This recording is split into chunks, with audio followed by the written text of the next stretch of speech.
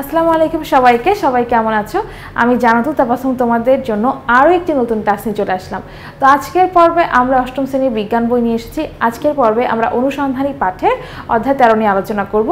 তো গত পর্বে তোমরা কিন্তু ত্বকতন্ত্র সম্পর্কে জেনেছো, আজকের পর্বে তোমরা শ্বসনতন্ত্র সম্পর্কে জানবে। তো চলো আজকে আমাদের পড়ায় চলে যাই। আচ্ছা, শ্বসনতন্ত্র বলতে আমরা আসলে কি বুঝি? শ্বসনতন্ত্র কি?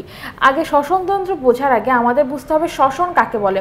শ্বাস প্রশ্বাস নেওয়ার প্রক্রিয়াই হচ্ছে শ্বসন প্রক্রিয়া। যেমন আমরা শ্বাস গ্রহণ করি তখন আমরা অক্সিজেন গ্রহণ করি এবং শ্বাস ত্যাগ করলে তখন আমরা কার্বন ডাইঅক্সাইডটা ত্যাগ করি। তাহলে এই যে অক্সিজেন গ্রহণ এবং কার্বন ডাইঅক্সাইড ত্যাগ, এটাকে আমরা বলি শ্বাস প্রশ্বাস। তো এই প্রক্রিয়াটিকেই সায়েন্টিফিক ভাষায় বলা হচ্ছে শ্বসন প্রক্রিয়ায়। তো শ্বসন প্রক্রিয়াটা খুব সহজভাবে তোমাদের বলেছি, কিন্তু শ্বসন প্রক্রিয়ায় একটা গুরুত্বপূর্ণ কাজ হয়। গুরুত্বপূর্ণ কাজটা কি জানো? শ্বসন প্রক্রিয়ায় আমরা যে অক্সিজেনটা গ্রহণ করি, সে অক্সিজেন আমাদের শরীরের ভিতরে যায়, আমাদের রক্তের সাথে মিশে যায় এবং রক্তের সাথে মেশার পরে আমরা যে খাবারগুলো খাই সে খাবারগুলোকে ভাঙতে সাহায্য করে। তাহলে আমরা যে খাবারগুলো খাই সে খাবারগুলো থেকে আমরা যে পুষ্টি উপাদান পাই, সেই পুষ্টি উপাদানগুলোকে অক্সিজেন ভাঙে এবং ভাঙার ফলে আমাদের দেহে তাপ তৈরি হয় এবং তার সাথে আমাদের দেহে শক্তি পাই। এই যে প্রক্রিয়াটা ঘটছে এটা কিন্তু খুব বিশাল একটা প্রক্রিয়া। তো এই প্রক্রিয়াটাকে বা এই শ্বসন প্রক্রিয়াটাই কিন্তু আসলে আমাদের দেহের ভিতরে ঘটে থাকে। তো শুধু অক্সিজেন গ্রহণ করলাম আর আমরা বেঁচে থাকলাম, কিভাবে বেঁচে থাকলাম সেটাই হচ্ছে কথা। আমরা আসলে ওই অক্সিজেনের মাধ্যমে যে পুষ্টি উপাদানগুলো আছে সেই পুষ্টি উপাদানগুলো ভেঙে শক্তি তৈরি করার মাধ্যমে কিন্তু বেঁচে থাকি। আচ্ছা, তো তোমাদের দেখি আমাদের বইতে কি বলা আছে। বেঁচে থাকার জন্য সকল প্রাণী অক্সিজেন গ্রহণ করে থাকে। শ্বসন প্রক্রিয়ায় বাতাসের সঙ্গে আমাদের ফুসফুসে অক্সিজেন প্রবেশ করে এবং তা রক্তের মাধ্যমে বাহিত হয়ে দেহের সব অঙ্গে সব কোষে পৌঁছায়। যেটা তোমাদের বলেছি যে ফুসফুসের মাধ্যমে যে আমরা যে অক্সিজেনটা গ্রহণ করছি সে ফুসফুসের মাধ্যমে সেই অক্সিজেন আমাদের দেহের রক্তে মিশে যায় এবং রক্তের মাধ্যমে আমাদের দেহের সকল অঙ্গের সকল কোষে এই অক্সিজেনটা প্রবেশ করে। আমাদের কোষে কে থাকে? আমাদের কোষে থাকে মাইটোকন্ড্রিয়া। আমরা সকলেই জানি, আমরা পড়েছি। তো এই মাইটোকন্ড্রিয়ার কাজ কি? শক্তি উৎপাদন করা। তাহলে এই যে অক্সিজেনটা যেটা আমাদের ফুসফুসের মাধ্যমে সমস্ত দেহে ছড়িয়ে যাচ্ছে, এই অক্সিজেনটা মাইটোকন্ড্রিয়ায় প্রবেশ করে এবং মাইটোকন্ড্রিয়ায় গিয়ে শক্তি উৎপাদন করে। তাহলে তোমরা বুঝতে পারছো এই অক্সিজেন গ্রহণ করার তাৎপর্যটা কি এবং এই মাইটোকন্ড্রিয়া আসলে কিভাবে শক্তি উৎপন্ন করে। বড় ক্লাসে উঠলে তোমরা জানবা যে শক্তি উৎপাদনের প্রক্রিয়াগুলো সম্পর্কে। তো এখন তোমরা জেনে রাখো যে অক্সিজেন আমরা গ্রহণ করি সেটা মাইটোকন্ড্রিয়ায় গিয়ে শক্তি উৎপাদন করে থাকে।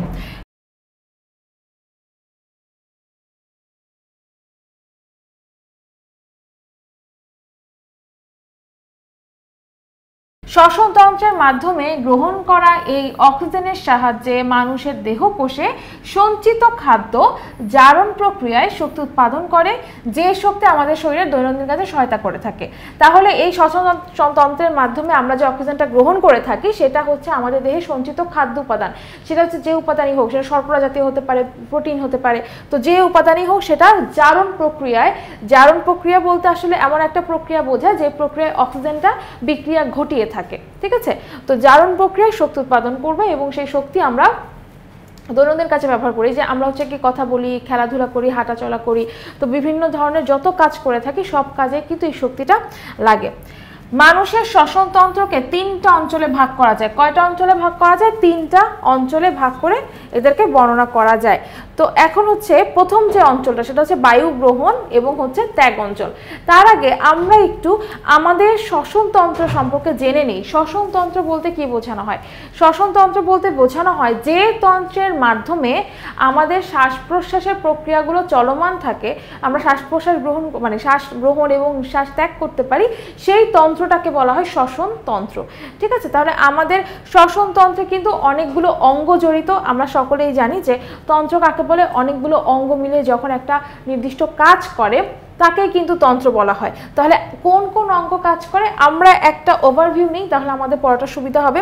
আমরা এখানে যেটা দেখতে পাচ্ছি সেটা একটা ফুসফুসের ছবি, যেটা তোমাদের সবার প্রথমে নজর কাড়বে। তো তার আগে আমরা ফুসফুসে যাওয়ার আগে দেখি যে শ্বসনতন্ত্র কোথা থেকে শুরু হয়। শ্বসনতন্ত্র শুরু হয় নাকের ছিদ্র থেকে। ঠিক আছে? শ্বসনতন্ত্র কোথা থেকে শুরু হবে? নাকের ছিদ্র থেকে শুরু হবে। নাকের ছিদ্রকে বলা হয় নাসা ছিদ্র, ঠিক আছে, বা নাসিকা ছিদ্র বলা হয়। যে আমাদের দুটো নাক রয়েছে, সেই নাকের যে দুটো ছিদ্র, সেটার মাধ্যমে কিন্তু আমরা বাতাসটা গ্রহণ করে থাকি, মানে অক্সিজেন গ্রহণ করে থাকি। আচ্ছা, নাসিকা ছিদ্র বা নাসা ছিদ্র। আর এখানে হচ্ছে কি আসলে মুখ দেখানো হচ্ছে, মুখ আছে, তারপরে মুখগহ্বরে, মুখের ভিতর অংশ মুখগহ্বর। আচ্ছা, তো কোনটা প্রথমে আছে? নাসা গহ্বর, নাসা ছিদ্র, এইটা হচ্ছে নাসা ছিদ্র। তোমাদের বইতে নাসিকা ছিদ্র বা নাসা ছিদ্র দিয়ে কোনো অপশন নেই, নাসা গহ্বর দিয়ে শুরু হয়েছে। তো নাসা ছিদ্রের পরে, মানে দুটো ছিদ্রের পরে ভিতরে নাকের যে ফাঁপা অংশটা আছে বা ফাঁকা অংশটা আছে, সেটা হচ্ছে নাসা গহ্বর। এরপরে নাকের পিছনে অথবা হচ্ছে আমি বলতে পারি গলার পিছনের দিকে একটা অংশ থাকে, যেটাকে বলা হয় হচ্ছে নাসা গলবিল। এখানে গলবিল বলতে বোঝানো হয় গলার পিছনের দিকের অংশ, আর নাসা বলতে আসলে নাকটাকে নির্দেশ করছে। তো এখানে নাসা গহ্বর যখন গলবিলে এসে মিলিত হবে, তখন এই অঞ্চলটাকে বলা হবে নাসা গলবিল অঞ্চল। তো আমরা যে অক্সিজেনটা গ্রহণ করি, সেটা প্রথমে নাসিকা ছিদ্র দিয়ে প্রবেশ করে নাসা গহ্বরে যাবে, তারপরে নাসা গলবিলে আসবে। আচ্ছা, এইখানে দেখতে পাচ্ছি যে এখানে দুইটা অংশ রয়েছে, একটা হচ্ছে স্বরযন্ত্র, একটা হচ্ছে এপিগ্লটিস। তো স্বরযন্ত্র এপিগ্লটিসের কাজ কি? এপিগ্লটিস হচ্ছে একটা ঢাকনার মতো কাজ করবে। তো ঢাকনার মতো কিভাবে কাজ করবে? ঢাকনার মতো কাজ করা বলতে বোঝাচ্ছে এই যে আমরা এখানে একটা নালী দেখতে পাচ্ছি, এই যে লম্বা যে নীল রঙের যে নালীটা দেখা যাচ্ছে, এটাকে বলা হয় ট্রাকিয়া বা শ্বাসনালী। আমাদের গ্রহণ করা অক্সিজেন এই শ্বাসনালীর মধ্যে প্রবেশ করবে, কিন্তু প্রবেশ করার জন্য তাকে একটা দরজা খুলতে হবে, সেই দরজাটার নামই হচ্ছে গিয়ে এপিগ্লটিস, ঠিক আছে। তো এই এপিগ্লটিস বা এটা বাংলা হচ্ছে উপজিহ্বা। তো এখানে কি হয়, যখন অক্সিজেনটা প্রবেশ করে তখন এই শ্বাসনালীতে যাওয়ার জন্য এটার উপরে একটা ছোট ঢাকনার মতো থাকে, সেই ঢাকনাটা খুলে যায় এবং তখন অক্সিজেন এই শ্বাসনালীতে গিয়ে প্রবেশ করে। এখন ঢাকনাটা খোলার কারণ কি? বাতাসটাকে শ্বাসনালীতে প্রবেশ করানো। কিভাবে? এই যে আমরা যে শ্বাসনালী দেখতে পাচ্ছি, এটা একটু সামনের দিকে দেখা যাচ্ছে, আসলে এরকম সামনের দিকে থাকে না। আমরা যে খাবার খাই, সেই খাবারটা একটা নালীর মধ্য দিয়ে যায়, সেই নালীটাকে বলা হয় খাদ্যনালী। এই খাদ্যনালীর পিছনে সাধারণত এই শ্বাসনালীটা থাকে। তো এখন খাবারটা যাতে কোনোভাবে এই শ্বাসনালীতে প্রবেশ করতে না পারে, তাই এই শ্বাসনালীর উপর একটা ঢাকনা দেয়া থাকে। যখন অক্সিজেন প্রবেশ করতে চায়, তখন হচ্ছে ঢাকনাটা খুলে যায় এবং অক্সিজেন ভিতরে প্রবেশ করে। আর যখন আমরা খাবার খাই, খাবারটা যাতে ভুল নালীতে না যেতে পারে, এই কারণে এইখানে তোমার খাবারটা খাবার খাওয়ার সময় হচ্ছে এপিগ্লটিস তখন শ্বাসনালীর উপরে ঢাকনা দিয়ে দেয় এবং খাদ্যনালী দিয়ে তখন এই খাবারটা আমাদের পাকস্থলীতে যায়। এখন মনে করো যারা হচ্ছে খাবার খাওয়ার সময় অনেক কথা বলে, তো খাবার খাওয়ার সময় কথা বললে কি হয়, আমাদের মুখের ভিতর দিয়ে বাতাসটা ঢুকে। তো যখন বাতাসটা ঢোকার পরে তখন কি হয়, এই যে ঢাকনাটা, সে তখন অনেক কনফিউজ হয়ে যায় যে তুমি বাতাসকে ঢুকতে দিব নাকি খাবারটাকে ঢুকতে দিব, কি করব, আমি কি বন্ধ হব নাকি খুলে যাব, কি করব। এই জন্য তখন যেটা হয়, অনেক সময় খাবার খাওয়ার সময় কথা বললে দেখা যায় যে গলায় খাবার আটকে যায়, তখন খুব অসুবিধা হয়, শ্বাসকষ্টের সমস্যা হতে পারে। এইটা হচ্ছে সেই কারণ যখন তোমার খাবার খাওয়ার সময় এই জন্যই কথা বলতে মানা করা হয়, কারণ কথা বলার সময় হচ্ছে বাতাসটা ভিতরে ঢুকছে এবং তখন বাতাসটা যাতে খাবারটা যাতে হচ্ছে এই শ্বাসনালীতে প্রবেশ করতে না পারে, এই জন্য এপিগ্লটিস ঢেকে রাখতে চাচ্ছে। কিন্তু যখন বাতাস দেখছে যে বাতাস যাবে, তো বাতাস পাস করার জন্য তো তখন এই শ্বাসনালীতে প্রবেশ করতে হবে, তখন এই মুখটা খুলে যায়। মুখটা খুলে গেলে ওই খাবারটা যখন শ্বাসনালীতে প্রবেশ করতে চায়, তখনই আমাদের কিন্তু গলায় খাবারটা আটকে যায়। তো আজকে তোমরা কারণটা জানলে যে খাবার খাওয়ার সময় কেন কথা বলতে হয় না। তো আমরা অনেক কথাই বলে ফেলেছি, এখন আমরা তার পরের অংশে যাই, যে আমরা যে অক্সিজেনটা গ্রহণ করবো, সেই অক্সিজেন তারপরে শ্বাসনালীতে প্রবেশ করছে। শ্বাসনালীটা আরেকটু সামনের দিকে গিয়ে দুইটা ভাগে ভাগ হয়ে যায়। কয়টা ভাগে ভাগ হয়? দুইটা ভাগে ভাগ হয়। এই যে দেখো, একটা হচ্ছে গিয়ে তোমার ডান ফুসফুসে প্রবেশ করে, আর একটা হচ্ছে বাম ফুসফুসে প্রবেশ করে। তো এই যে দুইটা ভাগে ভাগ হয়ে যাচ্ছে, এই শাখা দুইটাকে বলা হয় ব্রোঙ্কাস। কি বলা হয়? ব্রোঙ্কাস বলা হয়, ঠিক আছে। এই ব্রোঙ্কাস আবার তোমরা ভিতরে ভালো করে দেখতে পাচ্ছ যে এই ব্রোঙ্কাস আবার অনেকগুলো শাখা প্রশাখা বিভক্ত, মানে অনেকটা ফুল, মানে ডালপালার মতো দেখা যাচ্ছে। এই শাখা প্রশাখাগুলোকে বলা হয় ব্রঙ্কিউল। কি বলা হয়? ব্রঙ্কিউল বলা হয়। আর আমরা দেখতেই পাচ্ছি এখানে দুটো ফুসফুস আছে, মানে ব্রোঙ্কাস দুইটা ফুসফুসে প্রবেশ করছে। এই পাশেটা ডান ফুসফুস আর এর পাশেটা হচ্ছে বাম ফুসফুস। আচ্ছা, আর এই পাশে হচ্ছে প্লুরা দিয়ে বোঝাচ্ছে ফুসফুসের বাইরে একটা পাতলা আবরণ থাকে, সেই আবরণটার নাম হচ্ছে প্লুরা। আর এখানে দেখো আরেকটা অংশ আছে, সেটার নাম হচ্ছে অ্যালভিউলি। অ্যালভিউলি কি? অ্যালভিউলি হচ্ছে, তোমরা এখানে খুব ভালো মতো বুঝতে পারবে না, এই ব্রঙ্কিউলগুলো শেষের দিকে, যেমন এই যে ছবিটা যদি আমরা একটু খেয়াল করি, এই যে ব্রঙ্কিউলগুলো শেষের দিকে যাওয়ার পরে এখানে বেলুনের মতো ক্ষুদ্র ক্ষুদ্র কিছু অঙ্গ তৈরি হয়। এই অঙ্গগুলোকে বলা হয় হচ্ছে অ্যালভিউলি বা অ্যালভিউলাস। ঠিক আছে, এই যে আমরা যে অক্সিজেনটা গ্রহণ করি সেই অক্সিজেন এই নাসা ছিদ্র দিয়ে প্রবেশ করে, মানে নাকের ছিদ্র দিয়ে প্রবেশ করে শ্বাসনালীতে গিয়ে তারপরে ব্রঙ্কাসে যাওয়ার পরে ব্রঙ্কিউলে যাবে, ব্রঙ্কিউল থেকে শেষ পর্যন্ত এই অ্যালভিউলাসে প্রবেশ করবে এবং অ্যালভিউলাসের মাধ্যমে অক্সিজেনটা আমাদের রক্তে মিশে যেতে পারে। ঠিক আছে, আচ্ছা আশা করি তোমরা হচ্ছে আমাদের শ্বসনতন্ত্র সম্পর্কে একটা প্রাথমিক ধারণা নিয়ে নিয়েছো যে কোন অঙ্গগুলো আমাদের শ্বসনতন্ত্রের মধ্যে পড়ছে, কোন অঙ্গগুলো আমাদের শ্বাস প্রশ্বাসে অংশগ্রহণ করছে। এখন আমরা যাব যে আমাদের শ্বসনতন্ত্রকে যে 3টা অঞ্চলে ভাগ করা হয়েছে সেই 3টা অঞ্চল সম্পর্কে জানবো। তো প্রথম অঞ্চলের নাম কি? প্রথম অঞ্চলের নাম হচ্ছে বায়ু গ্রহণ এবং ত্যাগ অঞ্চল। তার মানে কি? তার মানে এই অঞ্চল দিয়ে 2টা কাজ করা হয়। একটা হচ্ছে বায়ু গ্রহণ করা হয়, মানে অক্সিজেন গ্রহণ করা হয়, আরেকটা হচ্ছে ত্যাগ করা হয়। কি ত্যাগ করা হয়? কার্বন ডাইঅক্সাইডকে ত্যাগ করা হয়। তো কিভাবে করা হচ্ছে, এটাই হচ্ছে এই অঞ্চলের কাজ। এখন দেখো এখানে প্রথমে যে মানে আমাদের যে অঙ্গটা বায়ু গ্রহণ এবং ত্যাগ অঞ্চলে রয়েছে সেই অঙ্গের নাম কি? সম্মুখ নাসারন্ধ্র। মানে হচ্ছে সামনের দিকে যে 2টা নাকের ছিদ্র থাকে, এই যে নাকের 2টা ছিদ্র, এটাকেই বলা হচ্ছে নাসারন্ধ্র বা নাসিকা ছিদ্র, একই জিনিস। নাকের সামনে অবস্থিত পাশাপাশি 2টি ছিদ্রকে সম্মুখ নাসারন্ধ্র বলে, কারণ নাকের ছিদ্রটা সামনের দিকে আছে, এই জন্য নাকের সামনে অবস্থিত পাশাপাশি 2টা ছিদ্রকে আমরা বলবো সম্মুখ নাসারন্ধ্র। এই নাসারন্ধ্র দুটি সব সময় খোলা থাকে এবং এই পথেই দেহের অভ্যন্তরে বায়ু প্রবেশ করে থাকে। তাহলে হচ্ছে আমাদের নাসা ছিদ্র হচ্ছে সবসময় খোলা থাকে, কারণ এই নাকের ছিদ্র কিন্তু বন্ধ করার কোনো ওয়ে নাই, ছিদ্র 2টা সবসময় খোলা থাকবে এবং এর মাধ্যমে দেহের অভ্যন্তরে বাতাস মানে হচ্ছে কি অক্সিজেন প্রবেশ করে থাকে। তারপর এটার নাম হচ্ছে ভেস্টিবিউল। ভেস্টিবিউল এটা হচ্ছে তোমাদের জন্য একটা নতুন নাম। তো ভেস্টিবিউলটা কি? নাসারন্ধ্রের পরে নাকের ভিতরের অংশটার নাম হচ্ছে ভেস্টিবিউল। তাহলে নাসারন্ধ্রের পরে নাকের ভিতরের যে অংশটা আমরা দেখতে পাবো না, আমরা অনুভব করতে পারবো, সে ভিতরের অংশটাকে বলা হচ্ছে গিয়ে ভেস্টিবিউল। তো ভেস্টিবিউলে কি থাকে?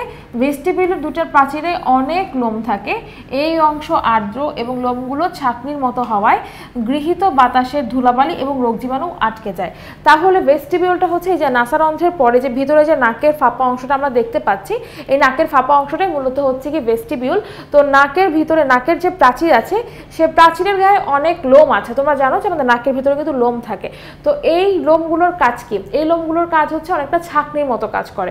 তো আমরা যখন বা বাইরে থাকি বা ভিতরে থাকি, যেটাই হোক না ঘরের ভিতরে বা বাইরে যাই হোক, যেখানেই থাকি না কেন, তো বাতাসের মাধ্যমে কিন্তু অনেক ধুলাবালি, অনেক রোগ জীবাণু আমাদের নাকের এই ছিদ্রপথ দিয়ে আমাদের শরীরের ভিতরে প্রবেশ করতে চায়। যেহেতু নাকের ছিদ্র 2টা খোলা, তার মানে এখান থেকে কিন্তু বলা যায় যে বাতাস বা যে কোনো ময়লা বা আবর্জনা বা হচ্ছে কি রোগ জীবাণু কিন্তু প্রবেশ করতে পারে। তো যাতে এই রোগ জীবাণু ধুলাবালি আটকে যায়, এই কারণে এখানে লোমগুলো রাখা হয়েছে। লোমগুলো ছাঁকনির মতো ধুলাবালিগুলোকে আটকে দেয়, ময়লা রোগ জীবাণুগুলোকে আটকে দেয়। ঠিক আছে, দেহের ভিতরে প্রবেশ করতে দেয় না। তারপরও আছে কিছু দুষ্ট রোগ জীবাণু, যেমন কিছু ভাইরাস আছে, তারা কিন্তু নাকের মধ্য দিয়ে আমাদের শরীরে প্রবেশ করে ফেলে। আচ্ছা, এবং এই অংশটা নাকের ভিতরের অংশটা কিন্তু আর্দ্র থাকে, তার মানে একেবারে শুকনো থাকবে না, কিছুটা ভেজা থাকবে। ঠিক আছে, এই ময়লাগুলো কিন্তু পরবর্তীতে অনেকদিন ধরে এই ময়লাগুলো জমে জমে কিন্তু নাকের ময়লা তৈরি হয়ে যেত। অনেকের মনে প্রশ্ন আসতে পারে নাকের ময়লা কিভাবে আসে? এই যে যত ধুলাবালিগুলো আছে এই লোমগুলো আটকে রেখে রেখে এগুলো ময়লা তৈরি করে ফেলে। আচ্ছা, এরপরে আসো তারপরের যে অংশটা, তার নাম হচ্ছে কি নাসা গহ্বর। কি বলা হচ্ছে? নাসা গহ্বর। এই নাসা গহ্বরটা কি? এটা হচ্ছে কি ভেস্টিবিউলের পরের, হ্যাঁ, ভেস্টিবিউলের পরের গুরুত্বপূর্ণ অংশটি হচ্ছে নাসা গহ্বর। এই নাসা গহ্বর তোমরা কেউ দেখতে পাবা না। আমরা আসলে ভেস্টিবিউলও দেখতে পাবো না, শুধু অনুভব করতে পারবো। কিন্তু নাসা গহ্বর যেটা, সেটা কিন্তু একটু ভিতরের দিকে, অর্থাৎ এই যে নাসিকা ছিদ্র, যে নাসা ছিদ্র, তারপরে এই জায়গাটা তোমার হচ্ছে ভেস্টিবিউল আছে, ভেস্টিবিউলের পরে এই জায়গাটা তোমার নাসা গহ্বর। তার নাসা গহ্বরটা কিন্তু আমরা দেখতে পাচ্ছি না। তো নাসা গহ্বরের প্রাচীরে সূক্ষ্ম ছোট ছোট লোমের মতো সিলিয়াযুক্ত মিউকাস ক্ষরণকারী এবং ঘ্রাণ উদ্দীপক অলফ্যাক্টরি কোষ থাকে। আচ্ছা, ছোট ছোট লোমের মতো কি থাকবে? কোথায় থাকবে? নাসা গহ্বরের ভেতরে ছোট ছোট লোমের মতো কিছু সিলিয়াযুক্ত অংশ থাকবে। তো সিলিয়াযুক্ত কোষ থাকবে। সিলিয়া বলতে বোঝানো হয় যে এরকম অনেকটা লোমের মতো, চিকন চিকন লোমের মতো অংশগুলোকে সিলিয়া বলা হচ্ছে। ঠিক আছে, এই কোষগুলো কি করে? মিউকাস ক্ষরণ করে। মিউকাস বলতে একটা পিচ্ছিল উপাদান, এই পিচ্ছিল উপাদান ক্ষরণ করে থাকে এবং হচ্ছে এর ভিতরে তোমার কোষ থাকে, কি কোষ থাকে? ঘ্রাণ উদ্দীপক অলফ্যাক্টরি কোষ। ঘ্রাণ উদ্দীপক অলফ্যাক্টরি কোষ মানে কি? এই যে আমরা কোনো কিছু ঘ্রাণ পাওয়ার পরে সেই ঘ্রাণটা সুঘ্রাণ নাকি দুর্গন্ধ সেটা যে বোঝার অনুভূতিটা, সে বোঝার অনুভূতিটা তৈরি করে হচ্ছে এই অলফ্যাক্টরি কোষ। এটা হচ্ছে কি অলফ্যাক্টরি স্নায়ুর জন্য আমরা বুঝতে পারি। তাহলে কোনো কিছুর ঘ্রাণ বোঝার জন্য তোমার অলফ্যাক্টরি কোষগুলো কাজ করে, ঘ্রাণ অনুভব করার জন্য, ঠিক আছে? কোন ঘ্রাণ হচ্ছে গিয়ে মানে কোন খাবারটার অনেক সুঘ্রাণ বের হচ্ছে বা কোথা থেকে ময়লা দুর্গন্ধ বের হচ্ছে, এই জিনিসগুলো কিন্তু আমরা এই অলফ্যাক্টরি কোষের জন্য বুঝতে পারি। এরপরে দেখো, এটা প্রশ্বাসের সাথে আগত বায়ুকে কিছুটা সিক্ত করে দেয়। তার মানে হচ্ছে আমরা যে শ্বাস প্রশ্বাস নিই সেটার সাথে আমরা যে বাতাসটা গ্রহণ করছি সেটা কিছুটা সিক্ত মানে ভিজা বা আর্দ্র করে দেয়। সিলিয়াযুক্ত এবং মিউকাস কোষগুলো ধুলাবালি এবং রোগ জীবাণু আটকে দেয় এবং অলফ্যাক্টরি কোষ ঘ্রাণ অনুভব করার প্রয়োজনীয় উদ্দীপনা মস্তিষ্কে প্রেরণ করে। তাহলে সিলিয়াযুক্ত এবং হচ্ছে গিয়ে মিউকাস কোষগুলো কি করছে? সিলিয়াযুক্ত কোষ তো তোমার রোগ জীবাণু আটকে দিচ্ছে, তো মিউকাস কোষগুলো ঠিক সেম কাজ করছে, যে ধুলাবালি এবং রোগ জীবাণুগুলোকে আটকে দিচ্ছে। তাছাড়া অলফ্যাক্টরি যে কোষ আছে যেটা হচ্ছে তোমার ঘ্রাণ অনুভব করার জন্য প্রয়োজন, সেই অলফ্যাক্টরি কোষ ঘ্রাণ অনুভব করার প্রয়োজনীয় উদ্দীপনা মানে প্রয়োজনীয় সেন্স বা এই যে নির্দেশনা যে হ্যাঁ আমি এই ঘ্রাণটা পেয়েছি, এই ঘ্রাণটা কেমন ঘ্রাণ, সেই সংবাদটা সে হচ্ছে মস্তিষ্কে সরাসরি প্রেরণ করে দেয়। ক্লিয়ার? বুঝতে পেরেছ? আচ্ছা, তাহলে নাসা গহ্বরের পরটা শেষ। তার নাসা গহ্বরে সিলিয়াযুক্ত মিউকাস ক্ষরণকারী এবং আমরা ঘ্রাণ উদ্দীপক অলফ্যাক্টরি কোষ দেখতে পাই। এরপরে হচ্ছে নাসা গলবিল। নাসা গহ্বরটি পশ্চাৎ নাসারন্ধ্র নামে দুইটা ছিদ্রের মাধ্যমে নাসা গলবিলে উন্মুক্ত হয়, যেখানে বাতাস বাহিত হয়ে থাকে। তাহলে নাসা গহ্বর যেটা আমরা একটু আগে পড়লাম নাসা গহ্বর সম্পর্কে, তো এই যে নাসা গহ্বর লাস্টের দিকে আমরা দেখি, এই যে নাসা গহ্বরের শেষের দিকে এই যে নাসা গহ্বর যেটা, সেই নাসা গহ্বরের এই জায়গাটা দুইটা ছিদ্রপথ থাকে। ওই দুটা ছিদ্রের মাধ্যমে কি হয়? নাসা গলবিলে উন্মুক্ত হয়, যেখানে হচ্ছে বাতাসটা বাহিত হয়। তার মানে বাতাসটা অক্সিজেন নাসা গলবিলে তারপরে প্রবেশ করবে। নাসা গলবিলের পরে কি রয়েছে? গলবিলের পরে রয়েছে মুখ গলবিল, সেটা হচ্ছে গিয়ে তোমার বাতাস এবং খাদ্য দুটোই বাহিত হয়ে থাকে। এটা হচ্ছে মুখ গলবিল, যেটা আমরা পরিপাক তন্ত্র যখন যে পড়বো তখন হচ্ছে বুঝতে পারবো মানে মুখ গলবিল যেটা, সেটার মধ্য দিয়ে খাবারটা যেতে পারে, তাছাড়া বাতাসও যেতে পারে। ল্যারিঞ্জোফেরিংস নামে গলবিলের শেষ অংশে খাদ্যনালী এবং শ্বাসনালীতে প্রবেশ করার জন্য খাদ্য এবং বাতাস বিভক্ত হয়ে যায়। তাহলে এই যে নাসা গলবিলের পরে যে মুখ গলবিল রয়েছে, সেই মুখ গলবিলে হচ্ছে বাতাস এবং খাদ্য দুটোই বাহিত হতে পারে। এখন যদি ল্যারিঞ্জোফেরিংসে মানে তোমার খাদ্যনালী নাসা গলবিলের শেষ অংশে খাদ্যনালী এবং শ্বাসনালীতে দুইটা নালী বিভক্ত হয়ে যায়। বলেছিলাম না, শ্বাসনালীটা সামনের দিকে থাকে আর অন্য নালীটা হচ্ছে শ্বাসনালীটা পিছনের দিকে থাকে আর অন্য নালীটা হচ্ছে সামনের দিকে থাকে। তো সেই ক্ষেত্রে হচ্ছে খাদ্য বাতাস বিভক্ত হয়ে গিয়ে খাদ্যটা প্রবেশ করবে খাদ্যনালীতে আর বাতাসটা প্রবেশ করবে হচ্ছে শ্বাসনালীতে। আচ্ছা, এরপরে যেটা আছে সেটা হচ্ছে স্বরযন্ত্র। স্বরযন্ত্রের নাম আমরা ছবিতে পড়েছিলাম, খেয়াল করে দেখো, স্বরযন্ত্রের নাম পড়েছিলাম কিন্তু স্বরযন্ত্র সম্পর্কে সেরকম কিছু বলিনি। এই যে দেখো স্বরযন্ত্র যে এখানে আছে, এই যে স্বরযন্ত্র এই জায়গাটা থাকে। স্বরযন্ত্র মানে কি? স্বরযন্ত্র কোথায় থাকে? স্বরযন্ত্র হচ্ছে একেবারে গলবিলের ঠিক নিচের অংশের ঠিক সামনের দিকের অংশ হচ্ছে গিয়ে এই স্বরযন্ত্র, এবং স্বরযন্ত্র হচ্ছে কয়েকটা তরুণাস্থি টুকরা দিয়ে গঠিত।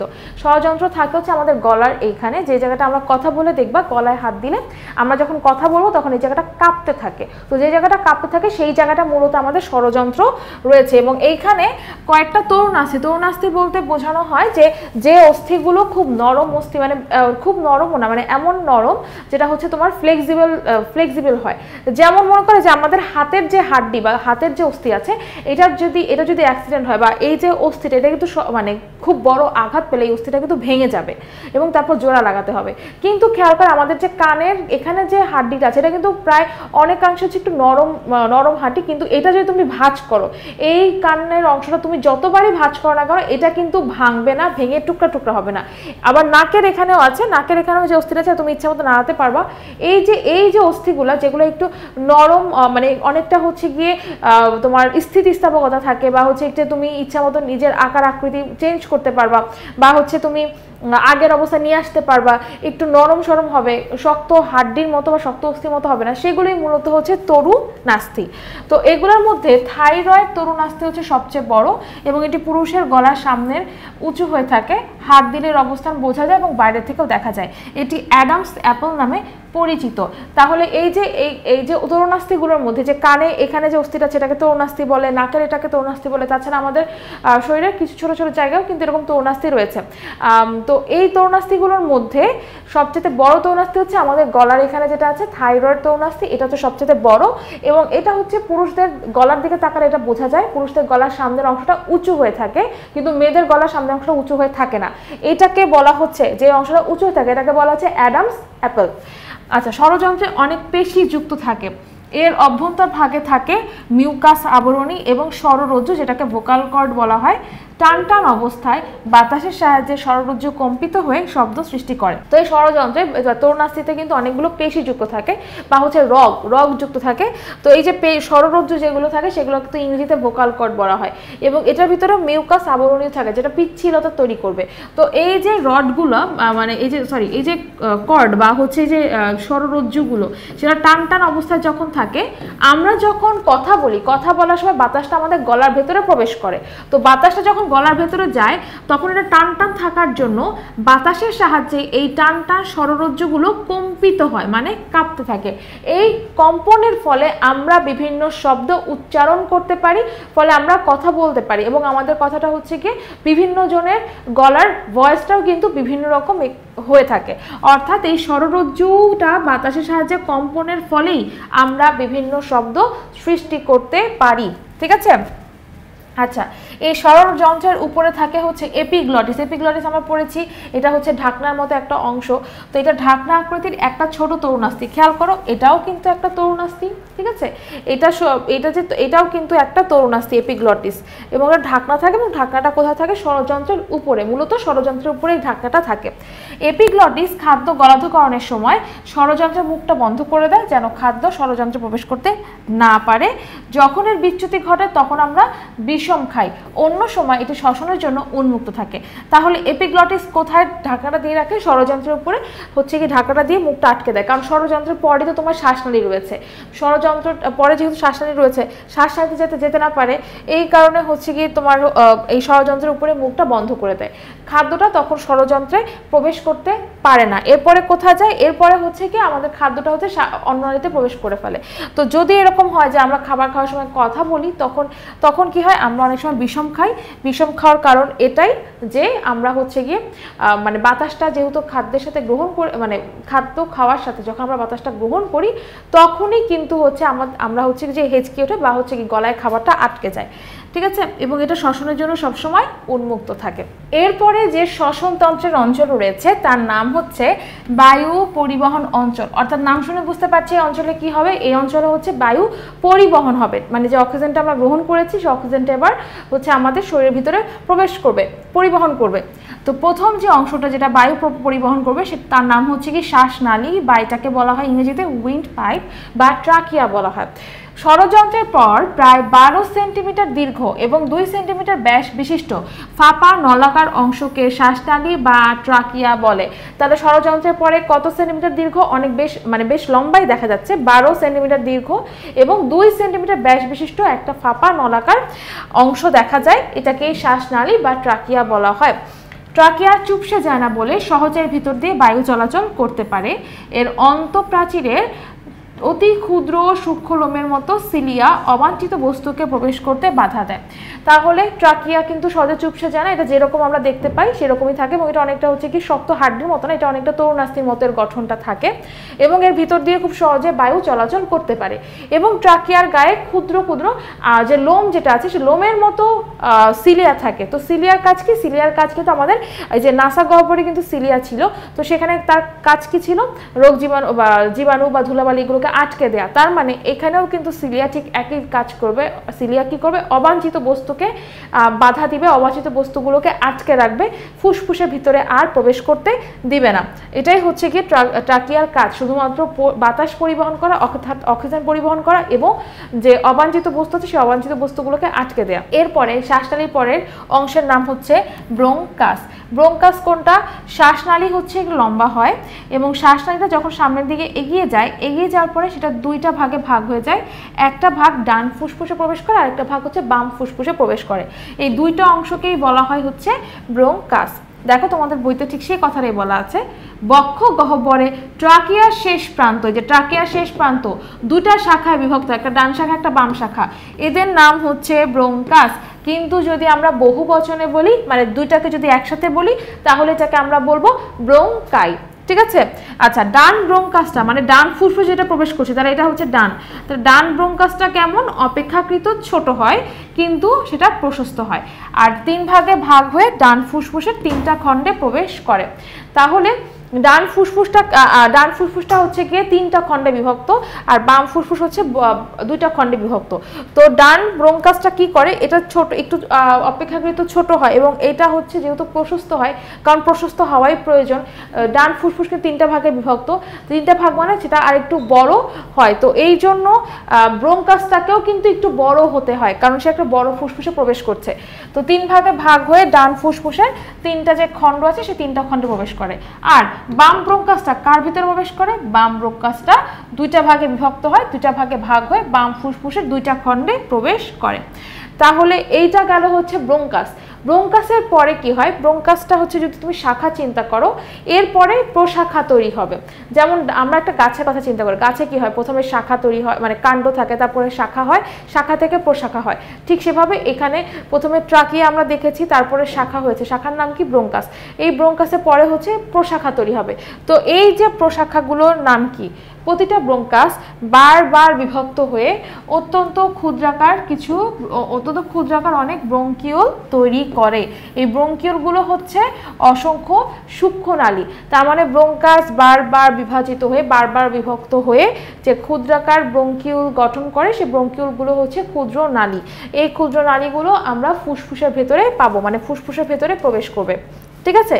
তাহলে আমরা বায়ু পরিবহন অঞ্চলে কয়টা অঙ্গ পেলাম? কয়টা অংশ পেলাম? 2টা অংশ পেলাম, একটা শ্বাসনালী আর একটা হচ্ছে ব্রোঙ্কাস। এরপরে খেয়াল করো শ্বসন অঞ্চল। শ্বসন অঞ্চলটা কি? শ্বসন অঞ্চল হচ্ছে যেখানে আমাদের শ্বাস প্রশ্বাস ক্রিয়াগুলো ঘটবে, মানে আমরা যে অক্সিজেনটা গ্রহণ করবো সেই অক্সিজেন আমাদের দেহের ভিতরে প্রবেশ করবে। দেহের ভিতরে প্রবেশ করার জন্য তারা হচ্ছে মাধ্যম হিসেবে কাজ করবে। তো শ্বসন অঞ্চলে 2টা অঙ্গ থাকবে, একটা নাম হচ্ছে ফুসফুস, আরেকটা হচ্ছে কি আমরা জানবো এটা হচ্ছে কি অ্যালভিউলাস বা হচ্ছে লোবিউল। এখন আমরা একটু খেয়াল করি যে ফুসফুসের সম্পর্কে কি জানি। ফুসফুসটা কি? ফুসফুস দেখতে কেমন? প্রথমত তোমরা যদি কোনো প্রাণীর ফুসফুস দেখে থাকো, যেমন সেটা মুরগির হোক বা হচ্ছে তোমার মাছের হোক বা হচ্ছে গরুর হোক, দেখবা যে ফুসফুসটা একটু হালকা গোলাপি রঙের হয় এবং সেটি স্পঞ্জের মতো হয়।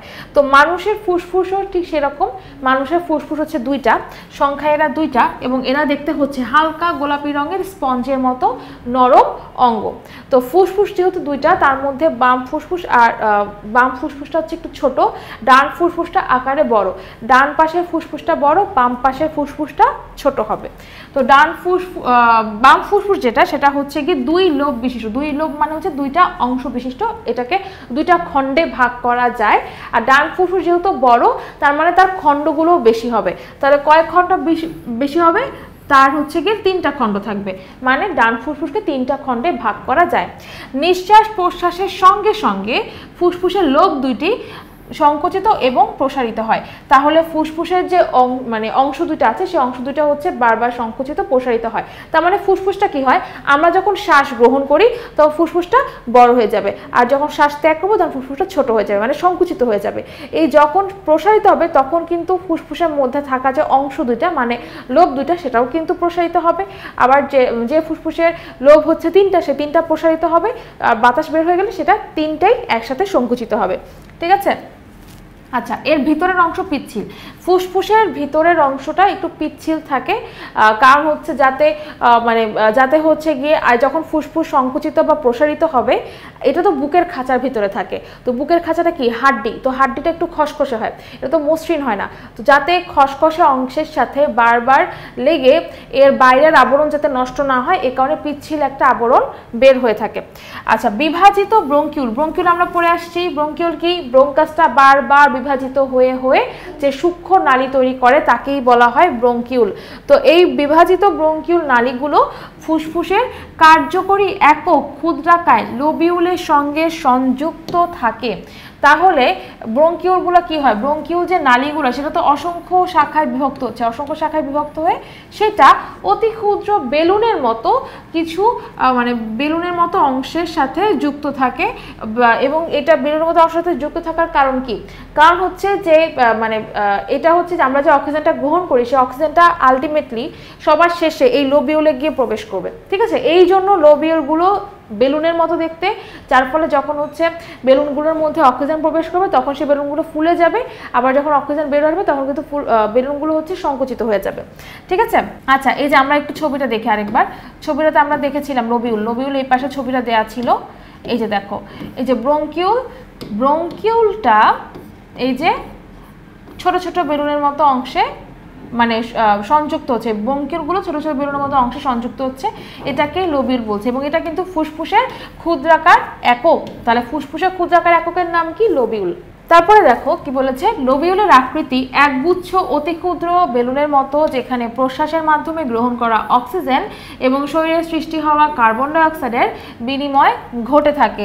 অক্সিজেন রক্তে প্রবেশ করে এবং বর্জ্য হিসেবে কার্বন ডাই অক্সাইড রক্ত থেকে বের হয়ে নিঃশ্বাসের মাধ্যমে শরীর থেকে নির্গত হয়ে যায়।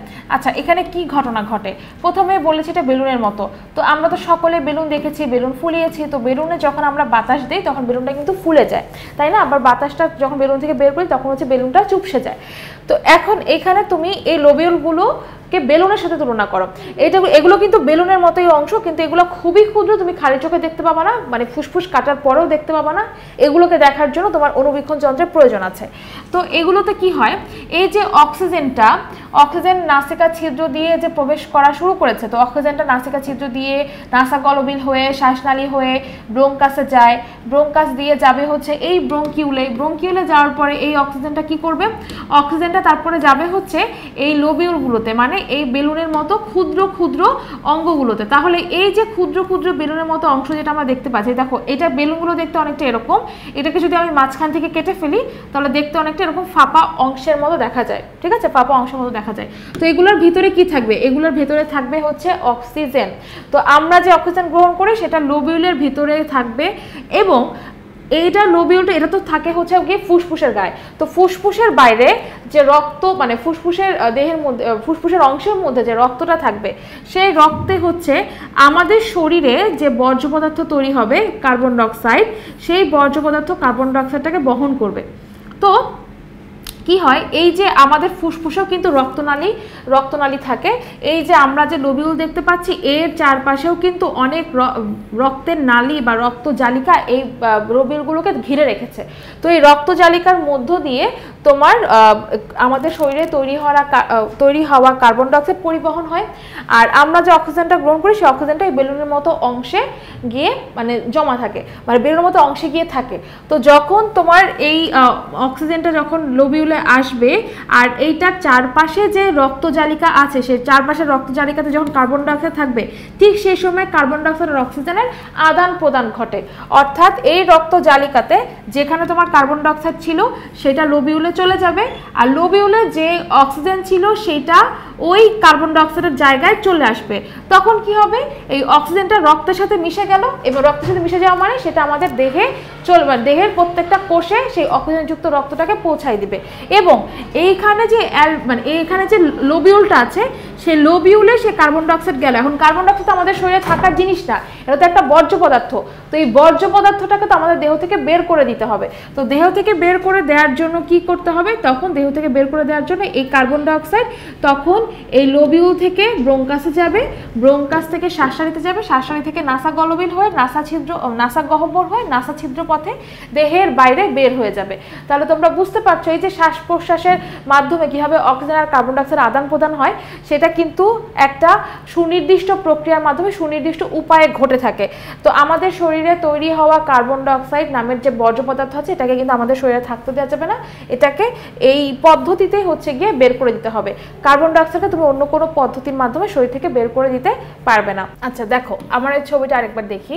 এই ছবিটাতে আমরা দেখতে পাচ্ছি এটা হচ্ছে লোবিউল, এটা হচ্ছে লোবিউল এবং এটা হচ্ছে কি ব্রঙ্কাস। তো এটাতে কি হয়, এটা হচ্ছে গিয়ে যে অক্সিজেনটা আমরা গ্রহণ করি সেই অক্সিজেন ব্রঙ্কিউলের ভেতর দিয়ে এর শেষের মাথায় গিয়ে যে বেলুনের মতো ক্ষুদ্র ক্ষুদ্র বেলুনের মতো যে অংশটা তৈরি হচ্ছে লোবিউল, সেই লোবিউলের ভিতরে যায়। তার মানে এটার ভিতরে থাকে হচ্ছে অক্সিজেন, এবং আমাদের দেহে যে আমাদের দেহে বর্জ্য পদার্থ তৈরি হচ্ছে, সেই বর্জ্য পদার্থের নাম হচ্ছে কার্বন ডাইঅক্সাইড, এবং কার্বন ডাইঅক্সাইড হচ্ছে আমাদের দেহে বেশিক্ষণ রাখা যাবে না, এটাকে দেহ থেকে বের করে দিতে হবে। তো দেহ থেকে বের করে দেওয়ার জন্য সে ফুসফুসে চলে আসবে বের হয়ে যাওয়ার জন্য।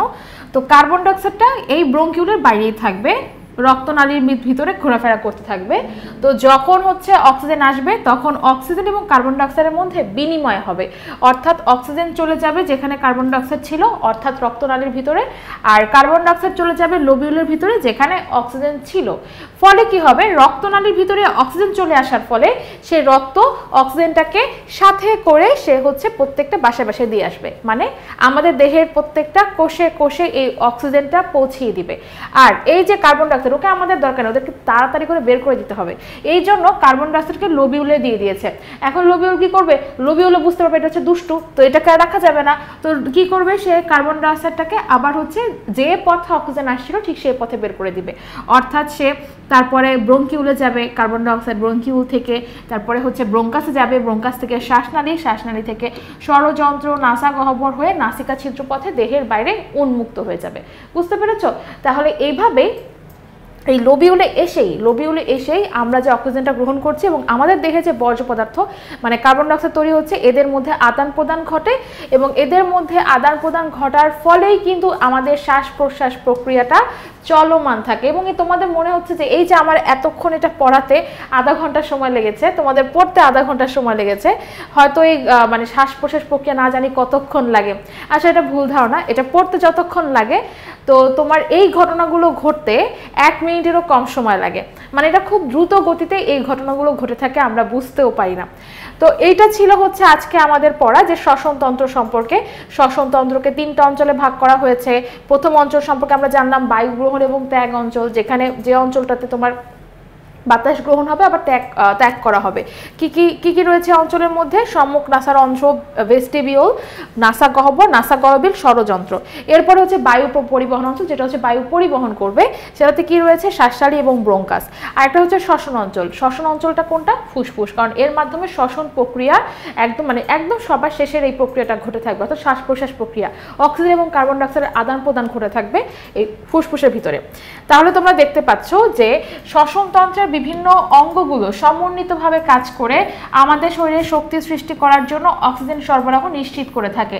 মানুষের পৃথিবীতে বেঁচে থাকার জন্য শ্বসনতন্ত্রের উপর নির্ভরশীল, কাজে শ্বসনতন্ত্রকে সুস্থ রাখার জন্য আমাদের সবারই সচেষ্ট থাকা দরকার। ধূমপান না করা, বায়ু দূষণ থেকে দূরে থাকা এবং খেলাধুলা ও নিয়মিত ব্যায়াম করে ফুসফুসকে সতেজ রেখে আমরা আমাদের শ্বসনতন্ত্রকে সুস্থ রাখতে পারি। তাহলে এই যে শ্বসনতন্ত্র, এই যে কয়টা অঙ্গ আমরা পড়লাম, এই অঙ্গগুলো আমাদের শরীরে সমন্বিতভাবে কাজ করে যাচ্ছে। কেন? কারণ আমরা বাতাস থেকে যে অক্সিজেন গ্রহণ করছি, সেই অক্সিজেন আমাদের শরীরে প্রবেশ করে রক্তের সাথে মিশে আমাদের প্রত্যেকটা কোষে সেই অক্সিজেনটাকে পৌঁছে দিচ্ছে, এবং মাইটোকন্ড্রিয়া সেখান থেকে শক্তি উৎপাদন করছে। এই শক্তিগুলো আমরা কাজে লাগাচ্ছি পড়াশোনার ক্ষেত্রে, কাজ করার ক্ষেত্রে, তারপর হচ্ছে দৌড়ানোর ক্ষেত্রে, খেলাধুলার ক্ষেত্রে, মানে সমস্ত কাজে কিন্তু আমরা শক্তিটাকে ব্যবহার করছি। তার মানে কি, শ্বসনতন্ত্রকে আমাদের অবশ্যই ভালো রাখা জরুরি। এই জন্য ধূমপান পরিহার করতে হবে। তাছাড়া হচ্ছে ধুলাবালির মধ্যে বেশিক্ষণ না থাকা, বা বাইরে বের হলে, যেহেতু বায়ু দূষণ বেড়ে গেছে, তো বাইরে বের হলে অবশ্যই মাস্ক ব্যবহার করা, এবং বায়ু দূষণ যাতে না হয় সেজন্য নিজে সচেষ্ট হওয়া, অন্যকে সচেষ্ট করা, এবং খেলাধুলা নিয়মিত ব্যায়াম করে ফুসফুসকে সতেজ রাখতে হবে, ফুসফুসকে সুস্থ রাখতে হবে। ফুসফুস সুস্থ থাকলে কিন্তু আমাদের দেহটাও কিন্তু ভালো থাকবে, এবং ফুসফুস কিন্তু তার কাজকর্ম ঠিকমতো করতে পারবে। তাহলে আজকের পর্বে আমরা আমাদের শ্বসনতন্ত্র সম্পর্কে জানলাম। আশা করি তোমরা আজকের পর্ব খুব ভালো মতো বুঝতে পেরেছো। তোমাদের পরবর্তী পর্বে আমরা রেচনতন্ত্র সম্পর্কে জানবো। তো আজকের পর্বটা আমি এখানে শেষ করছি। আগামী পর্বের জন্য সবাইকে আমন্ত্রণ জানিয়ে বিদায় জানাচ্ছি। সবাই ভালো থাকো, সুস্থ থাকো। আল্লাহ হাফেজ।